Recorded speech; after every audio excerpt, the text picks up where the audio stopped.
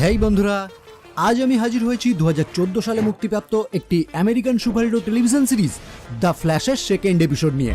এর প্রথম এপিসোড আমি অলরেডি এক্সপ্লেন করে দিয়েছি, তাই এখনো যদি কেউ প্রথম এপিসোড না দেখে থাকেন তাহলে এই ভিডিও দেখার আগে অবশ্যই প্রথম এপিসোড দেখে নেবেন, তবেই আপনারা এই সিরিজের পুরো গল্প বুঝতে পারবেন। এই সিরিজের প্রথম সিজনের টোটাল 23টি এপিসোড রয়েছে, যার প্রত্যেকটির উপরেই আমি পার্টিকুলার একটি করে ভিডিও নিয়ে আসবো, তাই একটু ধৈর্য নিয়ে দেখতে থাকুন। ওকে, তো ইন্ট্রোডাকশন আর বিস্তারিত না করে এখন সোজা চলে যাব মূল গল্পের দিকে। শুরু করার আগে হেই, আমি Raja and welcome to the Bong Wood Junior. এই এপিসোডের শুরুতেই আমরা দেখতে পাই সেন্ট্রাল সিটির একটি বিল্ডিং এ আগুন ধরে গেছে, যেটার খবর পেয়েই সিসকোর ইন্ট্রোডাকশন মতো ব্যারি তার দ্রুত গতি ব্যবহার করে সেই স্থানে পৌঁছে নিমেষেই সেখানে আটকে পড়া সমস্ত মানুষদের সেই বিল্ডিং থেকে বাইরে বের করে আনে। কিন্তু ব্যারি স্টার ল্যাবে ফিরে আসার পর যখনই ক্যাটলিন তার এই সমস্ত কর্মকাণ্ডের কথা জানতে পারে, তখনই সে সিসকো ও ব্যারির ওপর খুবই রেগে যায় আর জানায়, এভাবে তোমার হিরোগিরি দেখানোটা একদমই উচিত না, কারণ তোমার পাওয়ার এখনো পুরোপুরি তোমার আয়ত্তে নেই। তাই এই সমস্ত কাজ যদি তুমি করো তাহলে যে কোনো টাইমে তোমার বিপদ ঘটতে পারে, এমনকি এই সমস্ত কাজের জন্য তুমি মারাও যেতে পারো। এবার এই সমস্ত কথা বলার টাইমে ডিটেকটিভ জো ব্যারিকে কল করে জানায় একটি বন্দুকের দোকানে চুরি হয়ে গেছে, এমনকি ওই দোকানের মালিককে কেউ হত্যাও করেছে, তাই সেখানে তদন্তের জন্য তার ব্যারিকে প্রয়োজন। ফলে সঙ্গে সঙ্গেই ব্যারি সেখানে উপস্থিত হয়ে ভালোভাবে পর্যবেক্ষণ করার পর জানায় এই চুরি একজন করেনি, এখানে 6 জন ব্যক্তি উপস্থিত ছিল, কারণ ওই স্থানে সে 6 জন ব্যক্তির পায়ের ছাপ লক্ষ্য করেছে। কিন্তু সব থেকে অবাক করার মতো বিষয় হলো এখানের প্রত্যেকটি জুতোর সাইজ একই রকমের। এনিওয়ে, এরপর জয়ী ব্যারিকে অর্ডার দেয় ওই বন্দুকের দোকান থেকে সে যে সমস্ত প্রমাণ উদ্ধার করেছে সেগুলি যেন সে খুব তাড়াতাড়ি প্রসেসিং করে, কারণ জো যে কোনো উপায়ে ওই চোরকে ধরতে চায়। কিন্তু ল্যাবে ফিরেই ব্যারি যখন তার সুপার স্পিড ব্যবহার করে আবারও কিছু কাজ করতে শুরু করে, তখনই সে আগের মতো একই রকম ভাবে তার মাথা ঘোরা অনুভব করতে শুরু করে। কিন্তু এই নিয়ে সে বেশি কিছু ভাবার আগেই সেখানে আইরিস উপস্থিত হয়ে তাকে মনে করিয়ে দেয় তাদের আজ স্ট্যাগ ইন্ডাস্ট্রিতে যাওয়ার কথা, কারণ ওই ইন্ডাস্ট্রির প্রধান কর্তা ডক্টর সাইমন স্ট্যাগ স্থানীয় বিশ্ববিদ্যালয় থেকে ম্যান অব দ্য ইয়ারের অ্যাওয়ার্ড পাচ্ছে। আর যেহেতু আইরিস বর্তমানে সাংবাদিকতা নিয়ে পড়াশোনা করছে, তাই এই ব্রেকিং নিউজ নিয়ে সে একটি আর্টিকেল লিখতে চায়, যে কাজে ব্যারি তাকে সাহায্য করবে। ফলে পরবর্তীতেই আমরা দেখতে পাই ব্যারি এবং আইরিস ওই পুরস্কার বিতরণী অনুষ্ঠানে উপস্থিত হয়, যেখানে সাইমন স্ট্যাগ তার থ্যাংক ইউ স্পিচ শেষ করার পরেই 6 জন মুখোশধারী বন্দুক হাতে ওই হলের ভিতর প্রবেশ করে সেখানে উপস্থিত সকলের থেকে টাকা, জুয়েলারি সব লুট করে নিতে শুরু করে। যেটা দেখে সেখানকার একজন সিকিউরিটি গার্ড থেকে আটকানোর চেষ্টা করলে ওই 6 জন চোর একসঙ্গেই ওই গার্ডটির দিকে গুলি চালায়, যেটা দেখে ব্যারি তার দ্রুত গতি কাজে লাগিয়ে ওই সিকিউরিটি গার্ডটিকে মৃত্যুর মুখ থেকে বাঁচিয়ে নেয়। কিন্তু এরপর যখনই সে তার দ্রুত গতি ইউজ করে চোরগুলির পিছু নিতে যায়, তখনই সে আবারও মাটি ঘুরে মাটিতে পড়ে যায়। এরপর আইরিস ব্যারিকে খুঁজে বের করার জন্য বাইরে ছুটে যায় এবং তাকে অজ্ঞান অবস্থা থেকে জাগিয়ে তোলে। এতক্ষণে এই ঘটনার কারণে এখানে পুলিশ উপস্থিত হয়েছে, মানে জো এবং এডি এই ঘটনার তদন্ত করছে। আর সেই সিকিউরিটি গার্ড, মানে যাকে ব্যারি একটু আগে বাঁচিয়েছে, সে জানায় একটি অদৃশ্য শক্তি তাকে মৃত্যুর হাত থেকে বাঁচিয়েছে, যেটা শুনে জো ভালো মতোই বুঝতে পারে এটা ব্যারি ছাড়া আর কেউ হতেই পারে না। ফলে সঙ্গে সঙ্গে সে ব্যারিকে সাইডে ডেকে নিয়ে গিয়ে জানায় এই সব বিপদ থেকে তুমি দূরে থাকো, এভাবে তোমার হিরো হওয়ার কোনো প্রয়োজন নেই। পরবর্তীতে দেখা যায় স্টার ল্যাবে ফিরে ব্যারি যখন তার এই হঠাৎ অসুস্থ হওয়ার কথা সবাইকে জানায়, তখন তারা সকলে মিলেই ব্যারিকে পরীক্ষা করতে শুরু করে। আর অবশেষে তারা বুঝতে পারে ব্যারি তার দ্রুত গতি ব্যবহার করার জন্য তার শরীর থেকে গ্লুকোজের মাত্রা কমে যাচ্ছে, যে কারণে সে হঠাৎ করে মাথা ঘোরা অনুভব করছে। ফলে সিসকো ও কেটলিন তাকে পরামর্শ দেয় তার এই এনার্জি লেভেল একইভাবে বজায় রাখার জন্য তাকে আরো ক্যালোরিযুক্ত খাবার খেতে হবে, তাহলে তার এই প্রবলেম আর কখনোই হবে না। অন্যদিকে দেখা যায় ডিটেকটিভ জো ব্যারিকে খুঁজতে খুঁজতে তার ল্যাবে গিয়ে উপস্থিত হলে সেখানেই সে ব্যারির লুকিয়ে রাখা একটি বোর্ড দেখতে পায়, যার মাধ্যমেই সে বুঝতে পারে ব্যারি তার থেকে লুকিয়ে তার মায়ের মৃত্যু নিয়ে এখনো তদন্ত করছে। এছাড়াও জো সেখানে একটি চেয়ারের উপর স্টার ল্যাবের লোগো সহ একটি টি শার্ট দেখতে পায়, যার ফলে আর এক মুহূর্ত দেরি না করে ডিটেকটিভ জো তৎক্ষণাৎ উপস্থিত হয় স্টার ল্যাবে, যেখানে সে ব্যারির এই কাজকর্মের জন্য হ্যারিসন সহ সিসকো ও কেটলিন সকলকেই কথা শোনায়। এমনকি ব্যারির এই সমস্ত দুঃসাহসিক কাজের জন্য ডিটেকটিভ জো তাদের সকলকেই দায়ী করে জানায় ব্যারি হয়তো তোমাদের কাছে একটা ব্যবহার করার মতো বস্তু, কিন্তু আফটার অল সে আমার ছেলে, তাই আমি কখনোই চাই না এই সমস্ত দুঃসাহসিক কাজের সাথে সে জড়িত থাকুক। এবার এই কথার প্রত্যুত্তরে ব্যারি রেগে গিয়ে তাকে জানায় আমি তোমার ছেলে নই, তাই আমি কি করব আর কি করব না এটা সম্পূর্ণ আমার ব্যাপার, তুমি আমার কোনো কাজেই হস্তক্ষেপ করতে পারো না। ফলে এই কথা শুনে মন খারাপ করে জো তখনই সেখান থেকে চলে যায়। পরবর্তী সিনে আমরা দেখতে পাই ডক্টর সাইমন স্ট্যাগের বডিগার্ড জাভা ড্যান্টন ব্ল্যাক নামক একজনের সাথে কথা বলছে। যে আসলে সেই 6টি চোরের মধ্যে একজন। আর এদের কথাবার্তা থেকেই আমরা বুঝতে পারি এই চোরগুলি সাইমন স্ট্র্যাককে হত্যা করতে চায়, আর তার বডিগার্ড জাভাও এদের সাথে জড়িত। কিন্তু এখন জাভা তাদেরকে জানায়, এরপর থেকে আমি তোমাদের আর কোনো সাহায্য করতে পারবো না, এখন থেকে আমি তোমাদের কাজ ছেড়ে দিচ্ছি। কিন্তু ড্যান্টন তাকে জোর করতে গেলে জাভা ড্যান্টনের মুখে ঘুষি মেরে সেখান থেকে চলে যেতে শুরু করে। আর তখনই আমরা দেখতে পাই ড্যান্টন তার নিজের 4টি ক্লোন তৈরি করে সঙ্গে সঙ্গেই জাভাকে সেখানে হত্যা করে। আর এখান থেকেই আমরা বুঝতে পারি ওই 6টি চোর আসলে একজনই। এনিওয়ে, পরের দিন ডিটেকটিভ জো জাভার মৃতদেহ থেকে কিছু স্যাম্পল নিয়ে ব্যারিকে পরীক্ষা করার জন্য দেয়।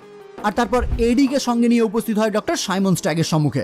কারণ যেহেতু তার বডিগার্ড মারা গেছে, তাই তাদের সন্দেহ ডক্টর সাইমন স্ট্র্যাককেও কেউ হত্যা করার চেষ্টা করতে পারে। কিন্তু জো এখানে সাইমন স্ট্র্যাকের সাথে কথা বলার টাইমে ড্যান্টন ব্ল্যাক তার নিজের কিছু ক্লোন নিয়ে সেখানে হাজির হয়ে তাদের উপর গুলি চালাতে শুরু করে। এদিকে ব্যারি তার পরীক্ষার মাধ্যমে জানতে পারে যে বা যারা ডক্টর সাইমন স্ট্র্যাকের বডিগার্ডকে খুন করেছে তাদের স্টেম সেল সাধারণ মানুষের থেকে অনেকটাই আলাদা। মানে সে ভালোভাবেই বুঝতে পারে এখানে নিশ্চয়ই কিছু গন্ডগোল রয়েছে। আর ঠিক তারপরেই সে জানতে পারে জো ডক্টর সাইমন স্ট্র্যাকের সাথে কথা বলতে গিয়ে বিপদে পড়েছে, যে কারণে তার ব্যাকআপের প্রয়োজন। ফলে ব্যারি তৎক্ষণাৎ ফ্ল্যাশ রূপে সেখানে পৌঁছে ড্যান্টনের প্রত্যেকটি ক্লোনের হাত থেকে বন্দুক কেড়ে নেয়। আর তারপর জোকে বাইরে বের করে দিয়ে আবারও উপস্থিত হয় ড্যান্টনের সম্মুখে। কিন্তু ড্যান্টন এখানে তার আরো ক্লোন তৈরি করে ব্যারিকে মারতে শুরু করে। আর এতগুলি ক্লোনের সাথে ফাইট করতে করতে ব্যারি যখন পুরোপুরি দিশাহারা হয়ে পড়ে, তখনই সে সেখান থেকে পালিয়ে যায়। পরবর্তীতে আহত অবস্থায় ল্যাবে ফিরলে সিসকো ব্যারি স্যুটে লেগে থাকা ড্যান্টনের রক্তের কিছু স্যাম্পল নিয়ে নেয় পরীক্ষা করার জন্য।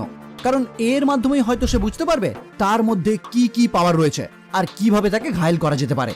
এরপর হ্যারিসন সকলকে জানায় ড্যান্টন নামের ওই ব্যক্তি সাইমন স্ট্র্যাকের কোম্পানিতেই ক্লোনিং নিয়ে কোনো এক সময় রিসার্চ করত। কিন্তু তার ওই গবেষণা যখন সফল হয়, তখন সাইমনই তার গবেষণা চুরি করে তাকে তার চাকরি থেকে বরখাস্ত করে দেয়, যে কারণেই বর্তমান টাইমে সে সাইমন স্ট্র্যাককে হত্যা করতে চায়। কিন্তু প্রশ্ন হলো তার কাছে ওই নিজস্ব ক্লোন তৈরি করার পাওয়ার কোথা থেকে এলো? এইখানেও কিন্তু সেই আগের পার্টের মতো একই ঘটনা দায়ী। মানে ব্যারি যেভাবে তার পাওয়ার পেয়েছে স্টার ল্যাবে হওয়া বিস্ফোরণের ফলে, ড্যান্টনও কিন্তু তার পাওয়ার পেয়েছে ওই বিস্ফোরণের ফলেই।